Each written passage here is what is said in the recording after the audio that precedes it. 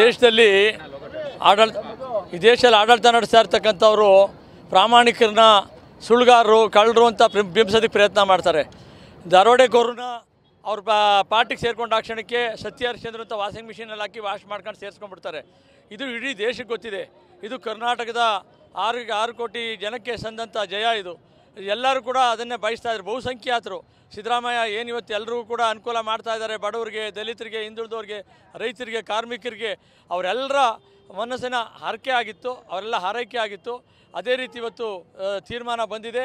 ಇದೇ ಮುಂದಕ್ಕೂ ಕೂಡ ಇದೇ ತೀರ್ಮಾನಗಳು ಮುಂದಕ್ಕೂ ಅವ್ರ ಪರವಾಗಿ ಆಗುತ್ತೆ.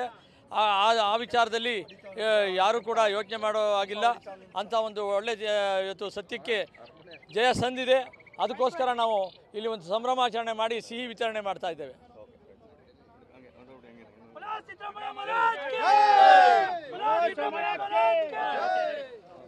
ದೇಶನೇ ಕಂಡಂಥ ಒಬ್ಬ ಧೀಮಂತ ಮುಖ್ಯಮಂತ್ರಿ ಅಂದರೆ ಸಿದ್ದರಾಮಯ್ಯನವರು. ಅವರ ಆಡಳಿತ ಸಹಿಸ್ಕೊಳ್ಳಾರ್ದೆ BJPಯವರು ಇಲ್ಲ ಸಲ್ಲದ ಆರೋಪಗಳನ್ನು ಮಾಡಿ ಅವ್ರನ್ನ ಯಾವುದಾದ್ರೂ ಒಂದು ಇದರಲ್ಲಿ ಸಿಗಾಕಬೇಕು ಅಂತ ನೋಡಿದ್ರು. ಇವತ್ತು ಸತ್ಯಕ್ಕೆ ಜಯ ಸಿಕ್ಕಿದೆ. ಸತ್ಯ ಈ ಸತ್ಯಮೇವ ಜಯತೆ ಇದೇ ಒಂದು ಕಾರಣ ಇಟ್ಕೊಂಡು ಸಿದ್ದರಾಮಯ್ಯನವರ ಆಡಳಿತಕ್ಕೆ ಇವತ್ತು 6 ಕೋಟಿ ಕರ್ನಾಟಕದ ಜನ ಏನು ಆಶೀರ್ವಾದ ಮಾಡಿದ್ದಾರೆ ಅದು ಸಾರ್ಥಕವಾಗಿದೆ ಅಂತ ಹೇಳೋಕ್ಕೆ ಆಸೆ ಪಡ್ತೀನಿ.